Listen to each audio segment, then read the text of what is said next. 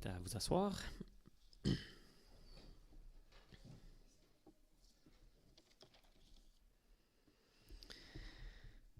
Cette semaine, pour le temps de la confession du péché et de l'assurance du pardon, nous allons réfléchir à notre utilisation du nom de Dieu. Nous sommes non seulement souvent pris en défaut par un abus du nom de Dieu, mais encore au-delà de ça, nous sommes appelés à honorer activement le nom de Dieu. Notre Dieu, 3 fois saint, tu nous dis dans ta parole, « Tu ne prononceras pas mon nom de manière abusive, car moi, le Seigneur ton Dieu, je tiens pour coupable celui qui agit ainsi. » Ensemble, notre Père, nous te confessons qu'il nous arrive de déshonorer ton nom par nos fausses promesses et par nos engagements vides. Nous t'avouons d'ailleurs que notre péché est parfois le contraire. Par notre silence ou notre complaisance, nous nous rendions complices de péchés aussi déplorables. Alors prenons quelques instants de prière personnelle.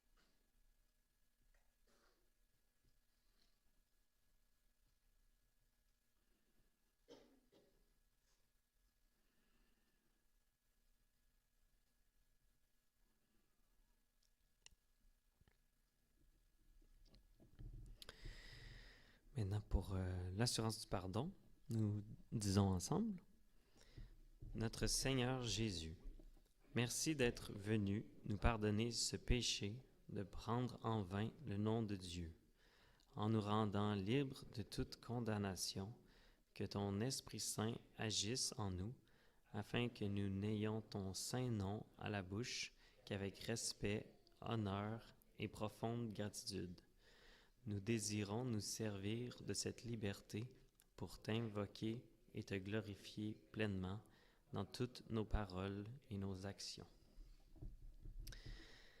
Seigneur, chacun et chacune ici présent te demande de transformer notre façon de parler, afin que les paroles de ma bouche et la méditation de mon cœur te soient agréables, ô Éternel, mon rocher et mon Rédempteur.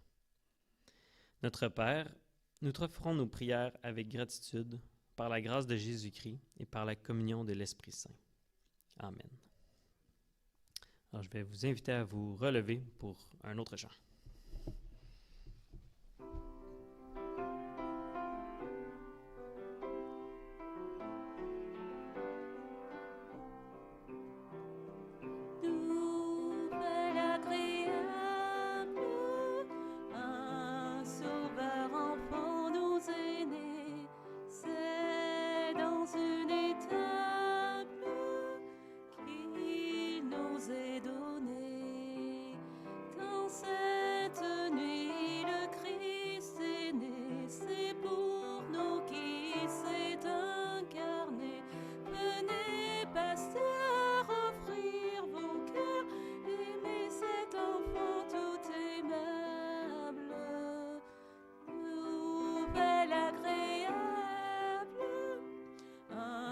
Sauveur enfant nous est né, c'est dans une étape qui nous est donné.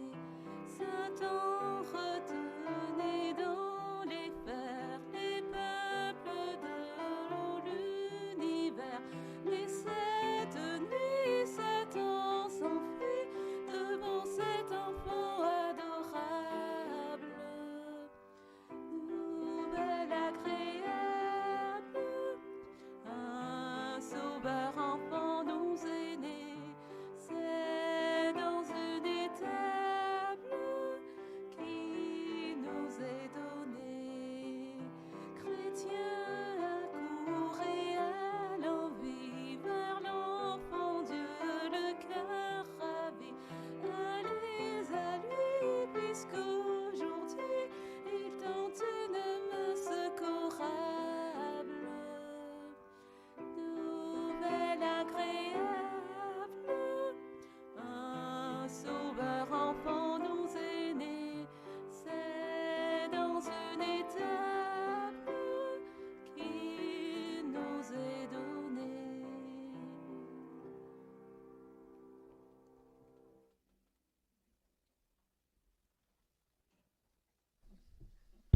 à vous asseoir.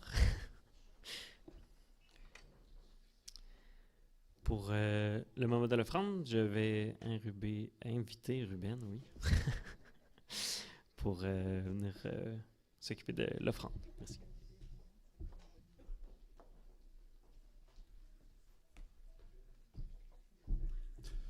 Merci Gabriel. C'est le moment de donner. Donnons donc comme on a décidé au fond de notre cœur avec joie et reconnaissance. Prions.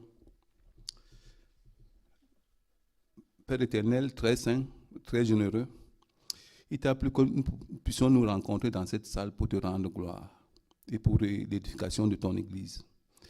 Seigneur, merci pour tes bénédictions que tu nous en donnes tous les jours. S'il y en a qui ont des requêtes de prière spécifiques qui aimeraient ajouter, je peux en prendre quelques-unes.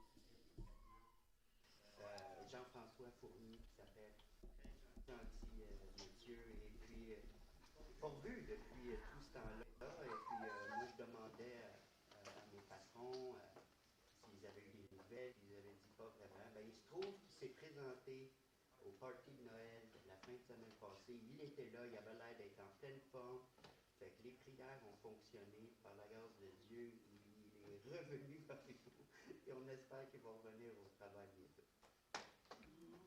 C'est vous que j'aimerais remercier pour les prières qu'on a faites l'année passée. Merci, Leif. Autre chose? Oui, Éric? Oui, j'aimerais qu'on prie pour le peuple syrien après le départ de Bachar al-Assad, que Dieu donne un peu de répit à ce peuple et surtout un peu de stabilité. Et la protection de la population, y compris les chrétiens. Merci, Éric. Autre chose? Oui, Hélène? Je suis merci pour les prières. Le voyage vraiment était assez bien.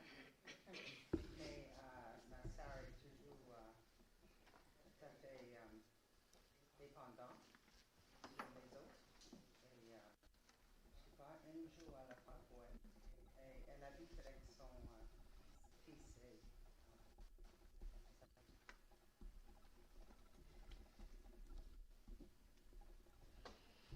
Oui, merci, Hélène. Oui. Et pour la santé de Caleb, parce qu'il est malade depuis presque 2 semaines.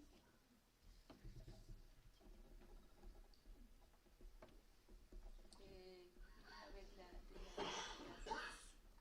la toux depuis 2 semaines.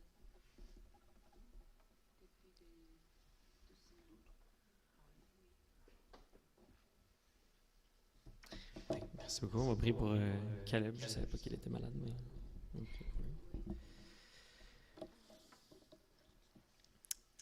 OK, ben, prions.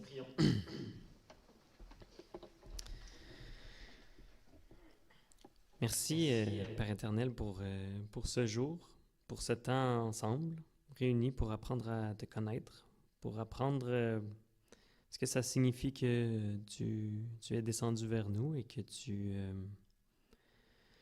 t'es fait homme. Merci de nous apprendre à travers ce que tu mets dans nos vies, ce que tu attends de nous et ce que tu nous appelles depuis toute éternité à devenir. Nous prions pour notre monde qui a tellement besoin de toi. Nous prions pour que ce monde te connaisse, qu'ils apprennent chacun et chacune, eux aussi, à voir ta personne, ton caractère, ta volonté. qu'ils apprennent à goûter à ta bienveillance à travers toutes circonstances. Seigneur, nous te prions aussi pour toutes les situations de souffrance humaine qui sont importantes. Nous pensons spécialement ce matin au peuple syrien et toute l'instabilité politique qu'ils doivent vivre présentement avec le départ du dirigeant. Nous te prions que tu puisses permettre plus de paix dans cette région qui vit très souvent des moments tumultueux, mais nous te prions pour plus de répit. Puis nous te prions aussi principalement pour nos frères et sœurs dans la foi qui sont présents là-bas, que tu puisses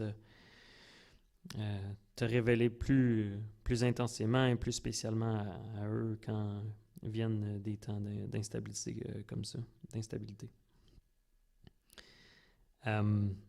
Nous voulons aussi te louer et te remercier parce que nous savons qu'à travers le monde aussi, il y a plein de manifestations de la lumière que tu apportes. Et nous te rendons grâce de te faire connaître à travers les nations. Nous te prions aussi, nous te demandons, Seigneur, de te faire connaître également aux gens de notre pays, de notre province, de notre ville. Nous pouvons voir comment les gens autour de nous ont une soif de ta présence. Une soif qu'ils sont souvent incapables de voir ou plutôt de nommer. Mais tu dis, Seigneur, que celui qui boira de l'eau que tu lui donnes n'aura plus jamais soif. Alors nous te prions de donner cette eau à quiconque te cherche ici à Montréal. Nous te prions spécialement, Seigneur, pour les collègues de travail de l'AIF. Merci pour ce contact qu'il peut avoir avec ces gens. Nous te prions de diriger ces discussions avec chacun d'eux. Nous te remercions aussi parce que ça semble impacter de plus en plus de gens et la discussion semble s'agrandir. Nous te prions de diriger l'AIF dans ces discussions et que que tu puisses éclaircir les pensées de chacun qui font partie de cette discussion et cette réflexion par rapport à qui tu es, qu'est-ce que l'islam, qu'est-ce que le christianisme. Nous sommes reconnaissants aussi pour les réponses aux prières de son collègue qui avait eu un diagnostic de cancer l'année dernière. Merci parce qu'il semble se rétablir. Merci d'écouter nos prières et de nous répondre. Nous prions également, Seigneur, pour notre Église. Donne-nous de se soumettre à toi, de te connaître plus personnellement, plus intimement et de suivre ta volonté en se détournant de nos propres voies. Nous amenons nos requêtes que tu connais à tes pieds. Nous implorons ta grâce afin que tu délivres Amma et sa famille de l'attente dans laquelle il se trouve. Nous te prions aussi pour la requête de la famille Serrato. Nous te demandons de bénir, de mettre ta main sur la mission de la lecture de la Bible à Laval et sur les cours de leaders-serviteurs que nous avons dans l'Église présentement. Nous te demandons de nous diriger dans tous ces ministères, toutes ces activités. Nous te demandons aussi de bénir nos deux candidats au poste de pasteur, Salem et Antoine, et nous te demandons d'accorder ta bénédiction sur eux dans leur réflexion et d'accorder ta bénédiction sur nous et sur nos démarches de recherche. Nous te remercions, Seigneur, ce matin pour le voyage que Hélène a pu faire pour aller vers sa sœur. Merci parce que tu l'as protégée sur la route. Merci parce que le voyage semble s'être bien déroulé.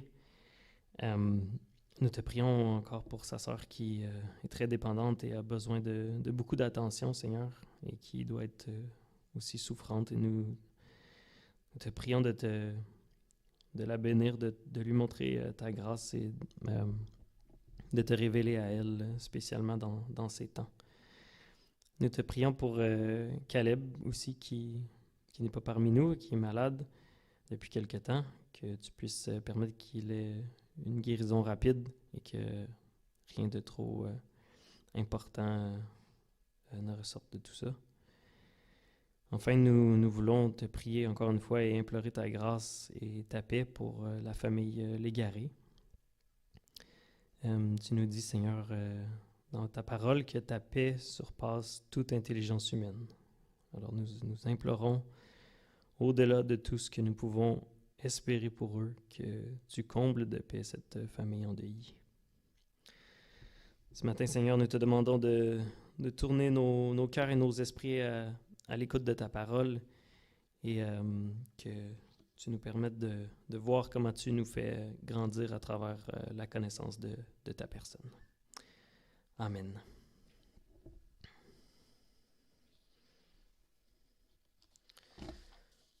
Alors, pour la lecture de la parole, je crois que c'est Zara que je vais inviter. Puis après la lecture, je vais inviter Jean pour la prédication.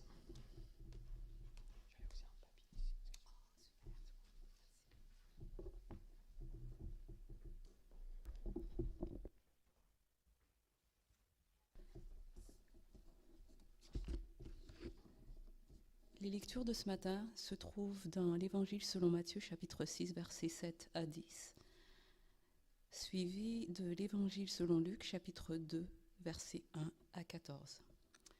Lisons la parole au nom du Seigneur.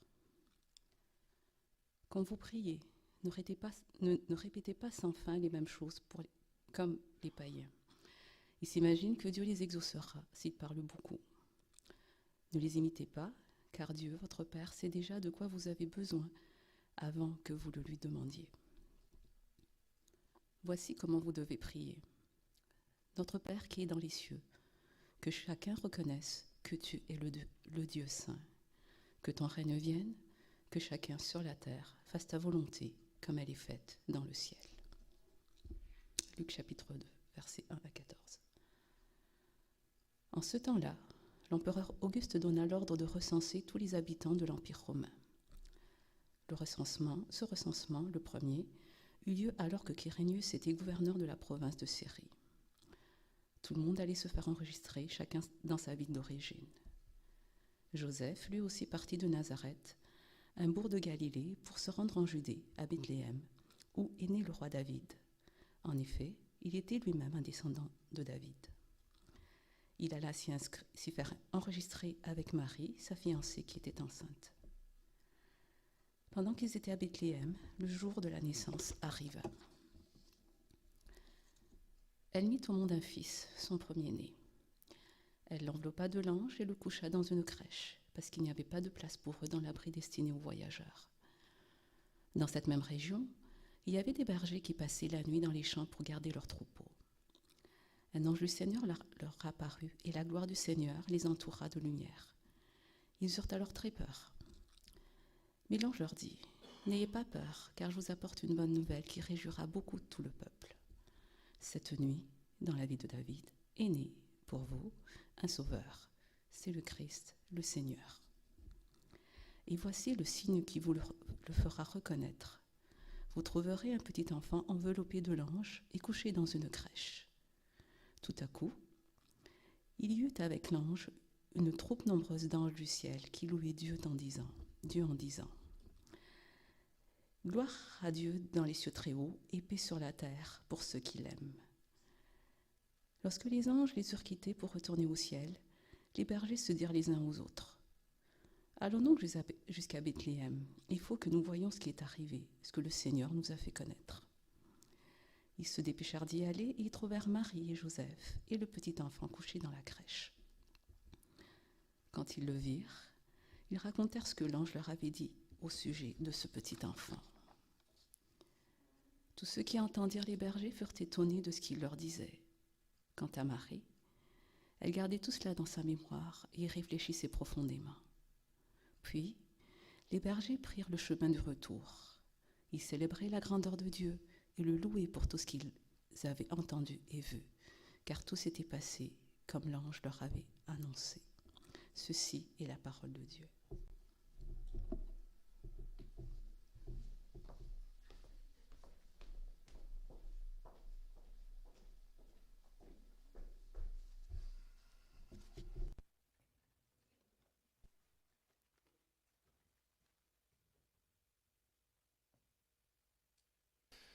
Alors bonjour.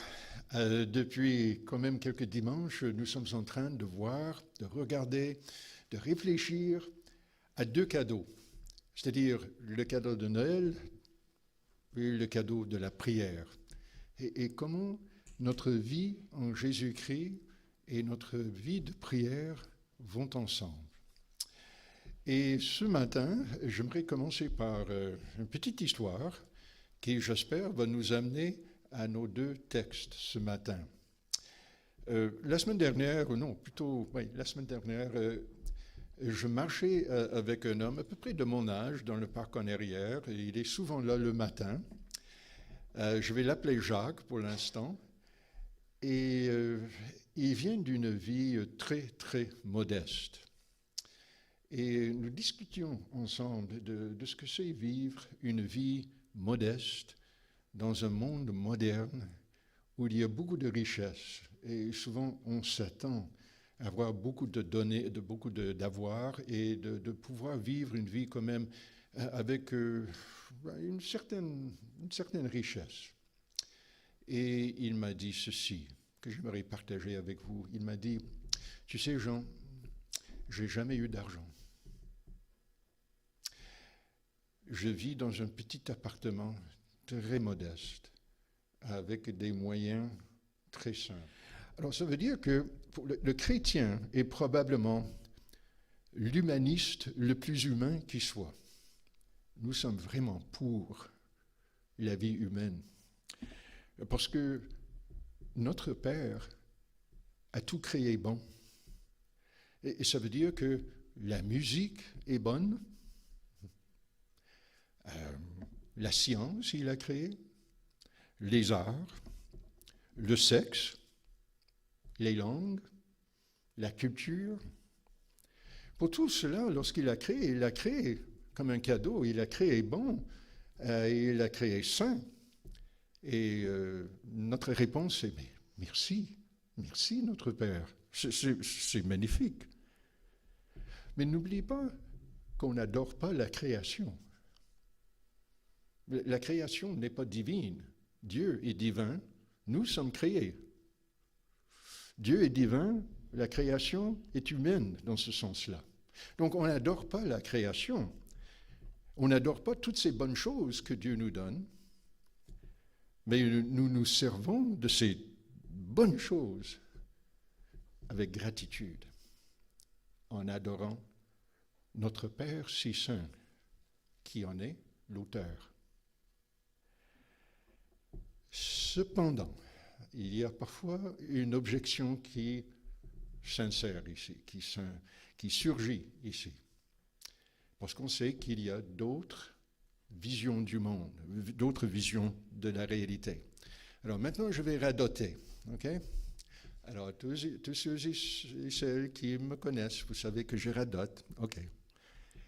C'est l'illustration dont je me suis déjà servi avec vous au sujet d'un vieil ami qui a été professeur à l'Université de Calgary au XXe siècle, qui s'appelle Bob Jewell. Et son collègue, à la même université, en même époque, s'appelait Kai Nielsen. Et même Nielsen a terminé sa carrière ici à l'Université Concordia, au centre-ville de Montréal. Bob, qui est toujours vivant, est chrétien. Il aime le Seigneur.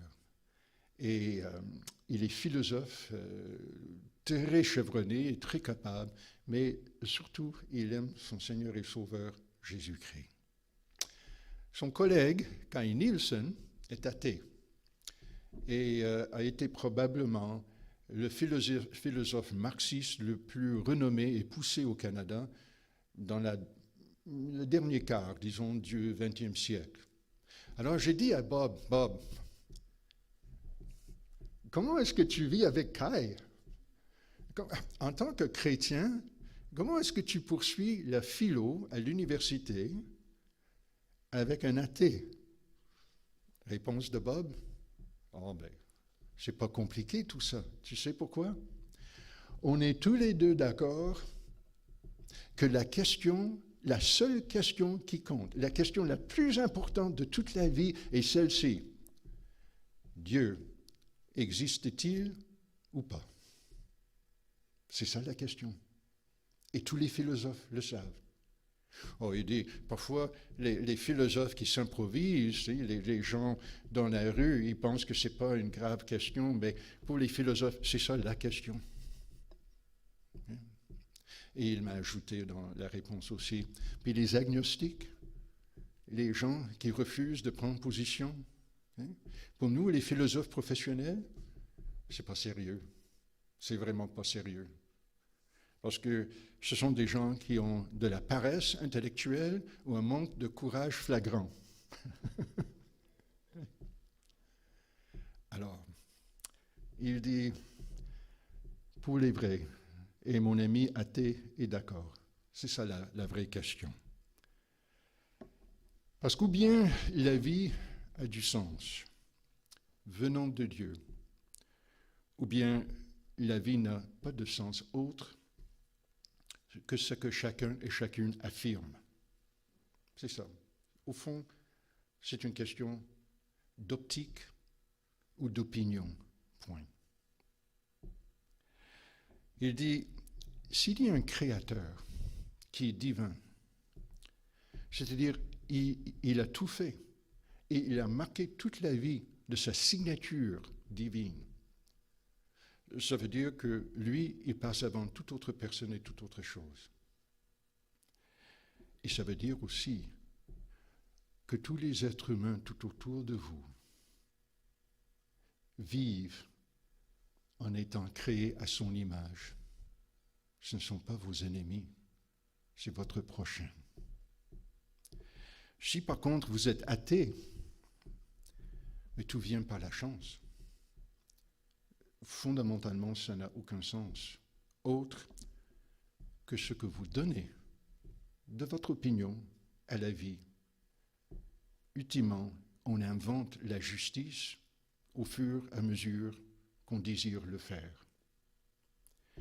En tant que chrétien, vous voyez pourquoi nous avons de la gratitude envers notre Père pour la création, pour la vie qu'il a créée. Parce que lorsque vous priez notre Père, que tous reconnaissent que tu es le Dieu saint, vous allez au fond même de votre existence. Vous allez au fond même de votre humanité. Vous allez au fond même de la culture humaine. C'est aussi sérieux que cela. Deuxième point. Notre Père, votre Père, il est si saint qu'il est digne de recevoir votre gratitude pour la vie nouvelle qu'il vous donne.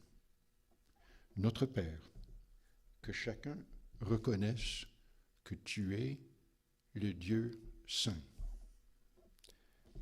Et en priant ainsi, vous allez plus loin que de remercier votre Dieu créateur, vous êtes en train maintenant de le remercier de votre rédemption, d'être votre sauveur. Notre Père est l'unique Dieu saint. Et l'adjectif saint dans la Bible, à travers la Bible, a toujours un double sens. Ni l'un ni l'autre, mais les deux sens ensemble. D'un côté, être saint veut dire pur. Absolument séparé de tout mal, qui ne tolère aucune injustice. Mais de l'autre côté, le revers de la médaille, saint veut dire engagé. C'est un Dieu qui tient ses promesses. Donc peut-être la plus belle est celle-ci. Je serai votre Dieu et vous serez mon peuple. Mais comment un Dieu si saint peut-il nous accepter s'il est à la fois si pur et si engagé? Il est si pur et il ne tolère aucune injustice, donc il doit nous chasser selon cette logique. Il ne peut pas accepter le péché. Il doit nous faire subir sa colère, son jugement, s'il est vraiment Dieu. Mais pourtant, dans sa sainteté, Il est engagé. Et donc, il veut se réconcilier avec nous. Il veut nous gracier. On ressent cette double réalité, n'est-ce pas, dans notre vie, au niveau humain.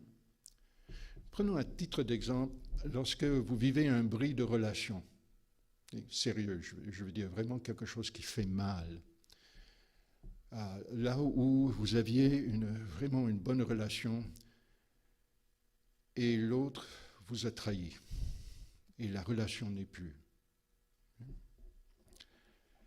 D'un côté, en tout cas si vous êtes comme moi, vous serez attristé, vraiment, vraiment dans le chagrin. Vous voulez la paix. Vous voulez que la relation soit réparée, soit rétablie. Parfois, on se dit, mais si seulement on pouvait rétablir cette relation. Et pourtant, si on s'est fait trahir, on est souvent en colère. On dit, on a besoin de justice. C'est pas juste. Je suis trahi, je suis en colère. C'est un peu le dicton qui dit il n'y a pas de paix sans justice. Notre Père est si saint qu'il est à la fois le Dieu de colère et le Dieu de paix. Il est à la fois le Dieu de justice et le Dieu de grâce. Et voilà la raison d'être et le sens de Noël. À Noël, vous êtes en train de vivre à la fois la justice et la paix de Dieu. Il est si saint qu'il a trouvé la moyenne, la seule, pour pardonner à nous qui sommes impardonnables, à cause de notre profond mépris envers lui et envers notre prochain. Dans son amour, il vous a envoyé son Fils unique pour se réconcilier avec vous, avec nous. Mais dans sa justice, il nous a envoyé son Fils unique afin que son Fils unique subisse à votre place sa colère. Et voilà pourquoi lorsque nous prions que ton nom soit sanctifié, autrement dit, que tous reconnaissent que tu es le vrai Dieu saint, nous voulons exprimer par cela, et nous voulons que tous expriment par cela notre profonde gratitude pour tout ce qui est notre Père et pour tout ce que fait notre Père. Et voilà qu'une autre objection s'insurge, se déclare. Parce que ce n'est pas la seule vision de la vie, n'est-ce pas? Ce n'est pas la seule vision du monde dans notre Montréal actuel en 2024. J'en vous en donne une autre. Toutes les croyances s'équivalent. Toutes les religions, toutes les croyances, toutes les idéologies, toutes les positions politiques, peu importe, ultimement, produisent exactement les mêmes résultats dans la vie quotidienne. Peu importe ce que vous croyez, tout est beau, toutes les religions s'équivalent, et peu importe ce que vous croyez, vous allez voir exactement les mêmes résultats dans le comportement, dans l'attitude, dans les paroles, dans les engagements, dans les relations dans notre société. OK. Cette semaine, je relisais un auteur que j'aime, qui n'est pas très connu, il s'appelle Gilbert Chesterton. Et il écrivait au début du XXe siècle. Mais lui aussi, il soulève dans un de ses livres cette question qui reste toujours pertinente et qu'on entend tout le temps ici.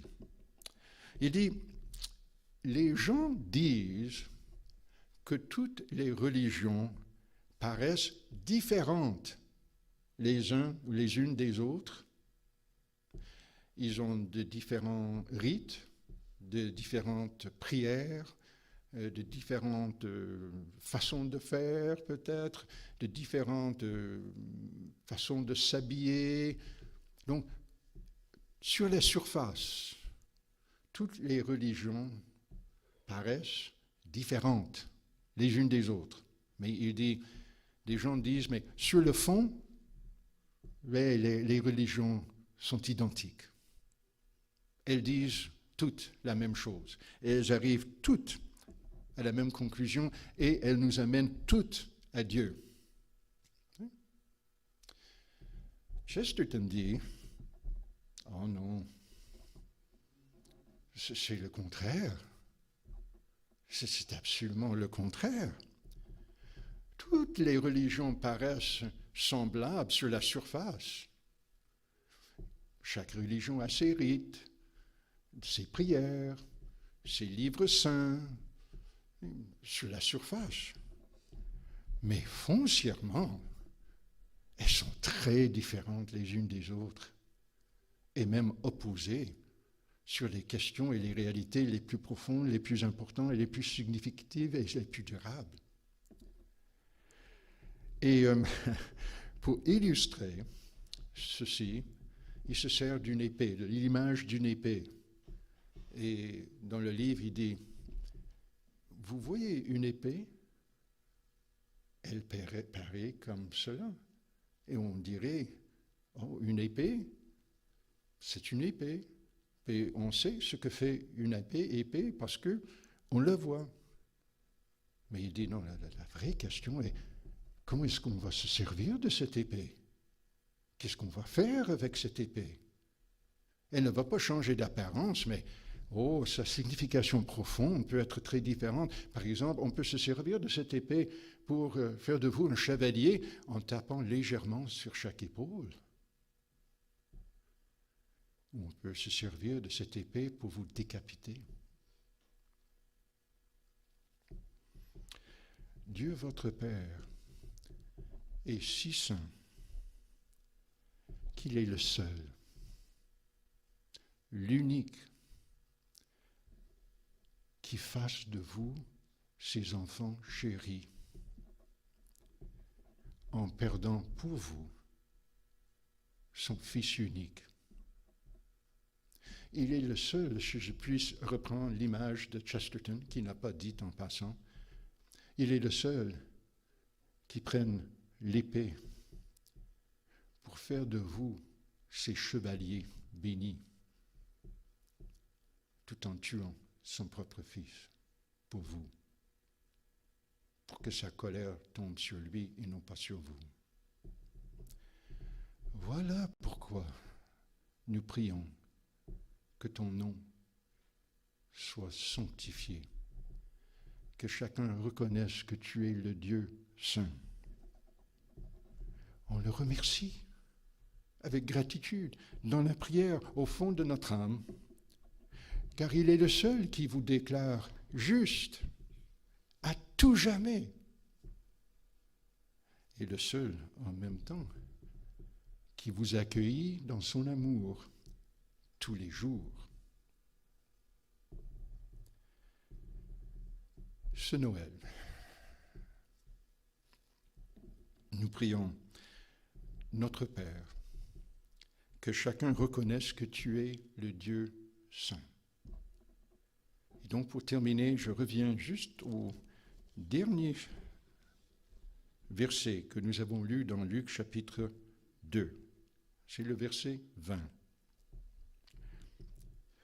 Puis les bergers prirent le chemin du retour. Ils célébraient la grandeur de Dieu et le louaient pour tout ce qu'ils avaient entendu et vu, car tout s'était passé comme l'ange le leur avait annoncé. Vous voyez sans doute deux choses ici, n'est-ce pas?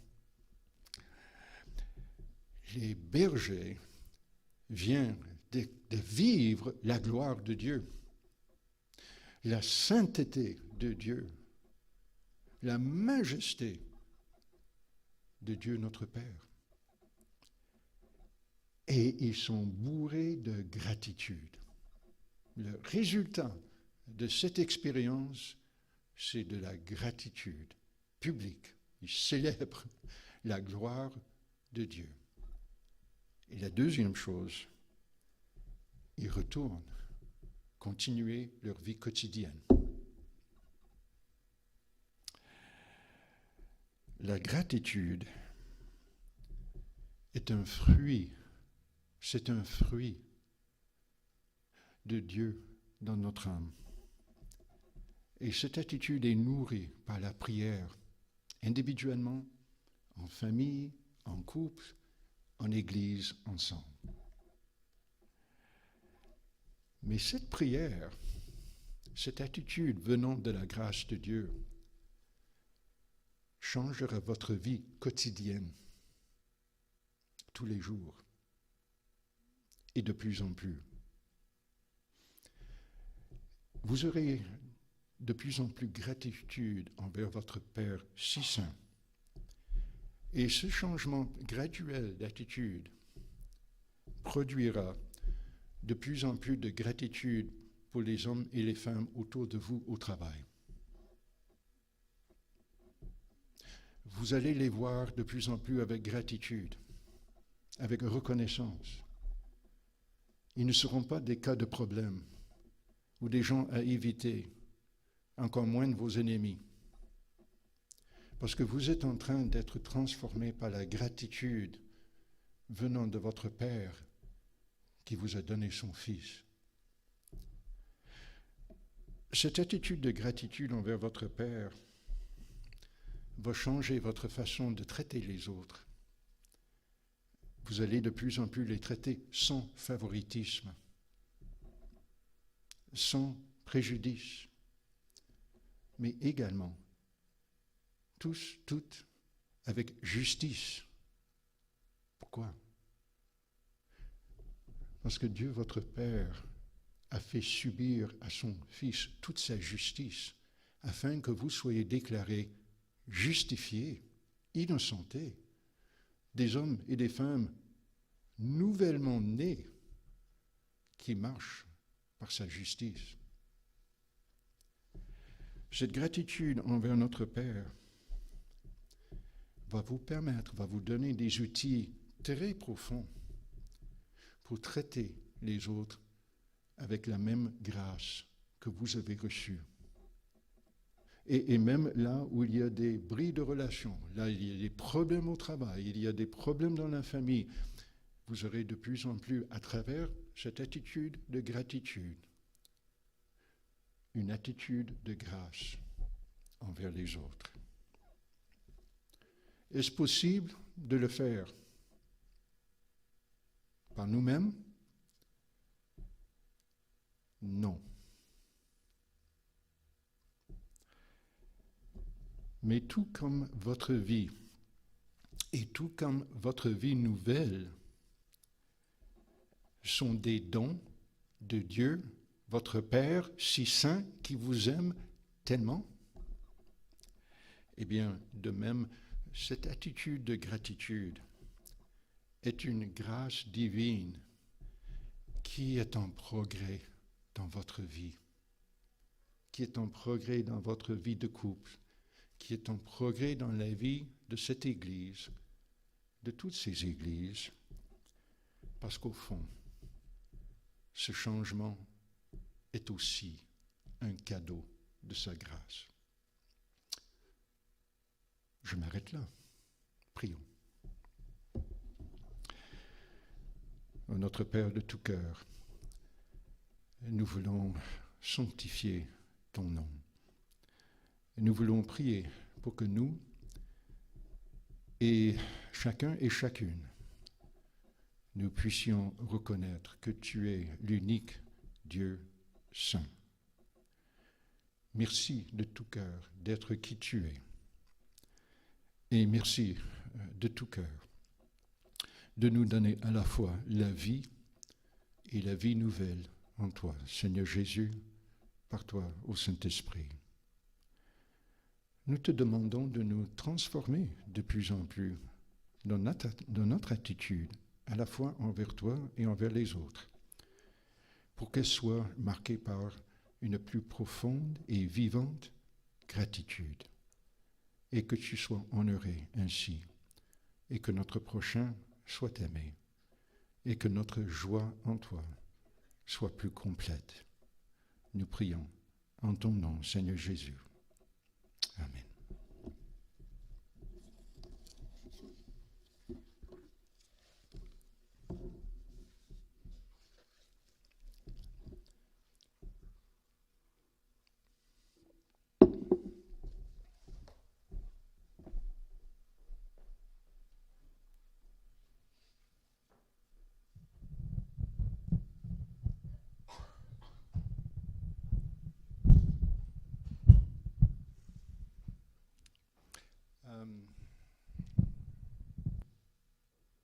Avant de commencer le repas du Seigneur, j'aurais besoin de deux pour m'aider.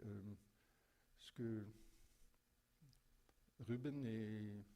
Ok, Ruben et Louise. Ok. Parfait, merci beaucoup. Prochaine fois pour les autres mains, ok? Non, mais merci quand même.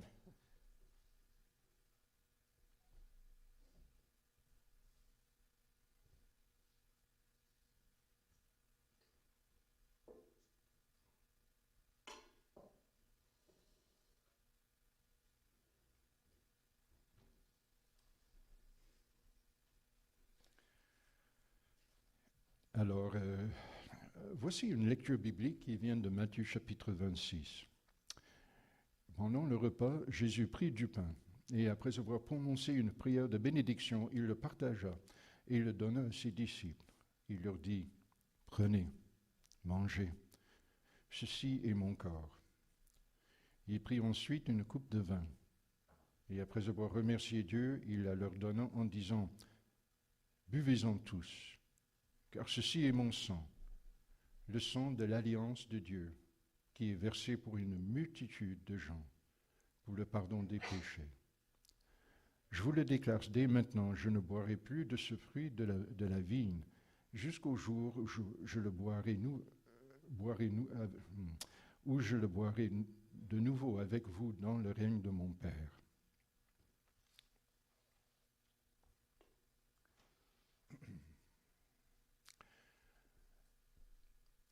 Ce repas est un cadeau de votre Seigneur et Sauveur pour que nous ayons ensemble une plus profonde assurance de combien il nous aime. Il vous donne ce cadeau pour que nous ayons de plus en plus de gratitude envers lui et que nous puissions voir justement par le vin et le pain tout ce qu'il a fait pour nous et les engagements et les promesses suite à sa résurrection qu'il est en train de réaliser en vous et parmi nous. C'est un repas simple. C'est un repas majestueux. C'est un repas simple. C'est un repas par le Saint-Esprit qui transformera de plus en plus votre vie cette semaine, au travail, dans la famille, dans votre voisinage. Si vous êtes ici comme invité aujourd'hui, nous voulons vous inviter chaleureusement à venir à la table et à recevoir toute cette grâce et cette bonté de notre Seigneur. D'abord, avez-vous confessé Jésus comme votre Seigneur et Sauveur? Deuxièmement, êtes-vous baptisé au nom du Père, du Fils et du Saint-Esprit, soit comme adulte, soit comme enfant? Et finalement, est-ce que vous prenez ce sacrement régulièrement dans l'assemblée, dans l'église, dans la paroisse où vous êtes engagé? Et si la réponse est oui à ces 3 questions, ben, vous êtes chaleureusement invités à venir, parce que la table nous appartient, elle appartient à notre Seigneur et Sauveur. Si par contre, il y a une réponse non à une de ces 3 questions, nous vous demandons poliment de ne pas participer. Ce n'est pas parce que nous voulons vous juger ou lire votre conscience, c'est pas ça, mais nous voulons vous inviter à mieux connaître Jésus et à mieux connaître le sens profond de ce que c'est être disciple de notre Seigneur. Et si vous voulez en discuter davantage, je serai disponible ici en avant, ou bien il y aura une table à côté du café en bas et il me fera plaisir justement de vous en parler davantage. Donc dans la nuit où notre Seigneur a été livré, il a pris du pain et après avoir remercié Dieu, il dit « Ceci est mon corps qui est donné pour vous ». Et après, il a pris la coupe en disant « Cette coupe est la nouvelle alliance de Dieu garantie par mon sang et toutes les fois que vous en boirez, que vous allez manger, faites-le en souvenir de moi. »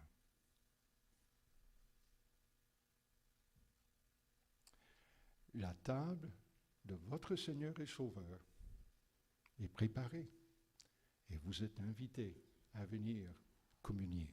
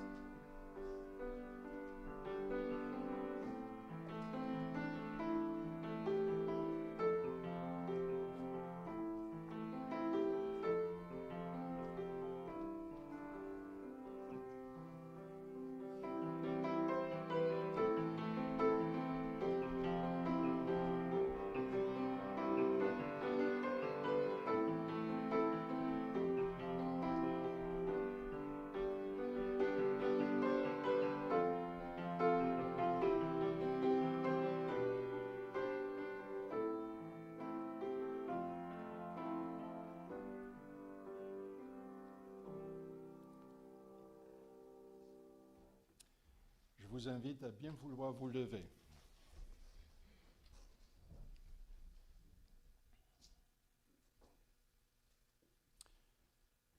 Prenez, mangez, prenez, buvez, réjouissez-vous et souvenez-vous de votre Seigneur et Sauveur.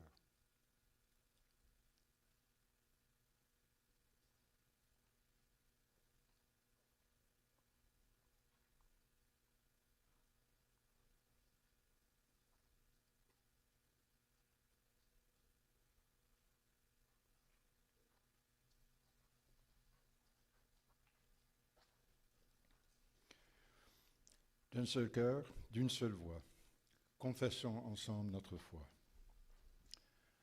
Je crois en Dieu, le Père Tout-Puissant, Créateur du ciel et de la terre. Je crois en Jésus-Christ, son Fils unique, notre Seigneur, qui a été conçu du Saint-Esprit et qui est né de la Vierge Marie. Il a souffert sous Ponce Pilate, Il a été crucifié, il est mort, il a été enseveli, il est resté mort. Le troisième jour, il est ressuscité des morts, il est monté au ciel, il siège à la droite de Dieu le Père Tout-Puissant. De là, il reviendra pour juger les vivants et les morts. Je crois au Saint-Esprit. Je crois la communion des saints, la rémission des péchés, la résurrection de la chair et la vie éternelle. Amen. Chantons.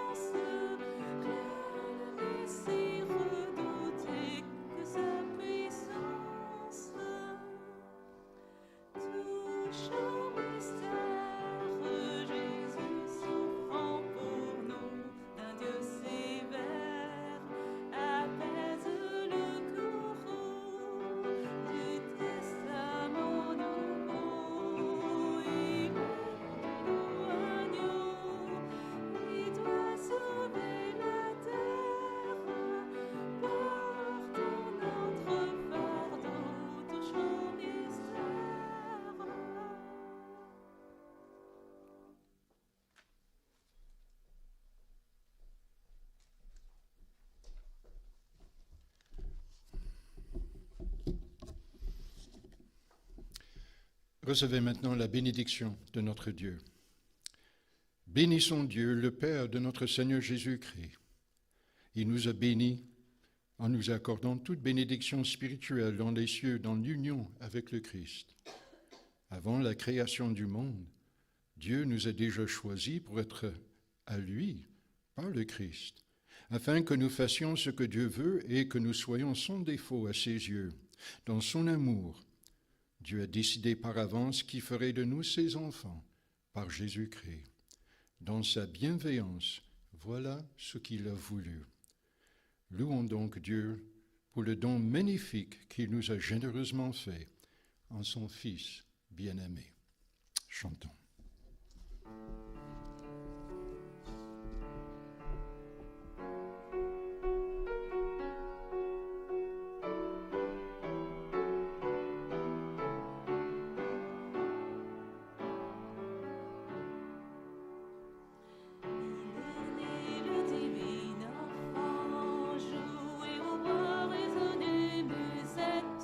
Il est né le divin enfant.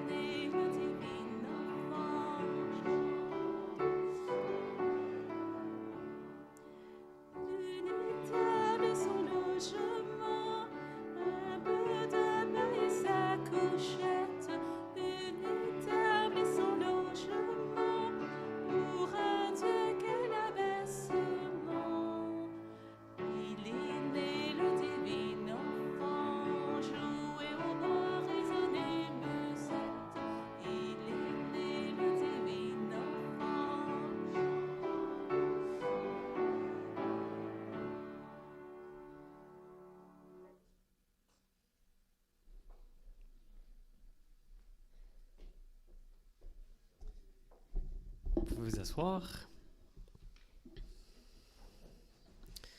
Alors, ceci met fin à notre célébration. Merci aux musiciens, merci à l'équipe technique, à vous d'avoir été présents. À vous d'avoir été présents aujourd'hui. Je crois qu'on a quelques annonces. Juste avant, j'aimerais qu'on souligne s'il y a des anniversaires.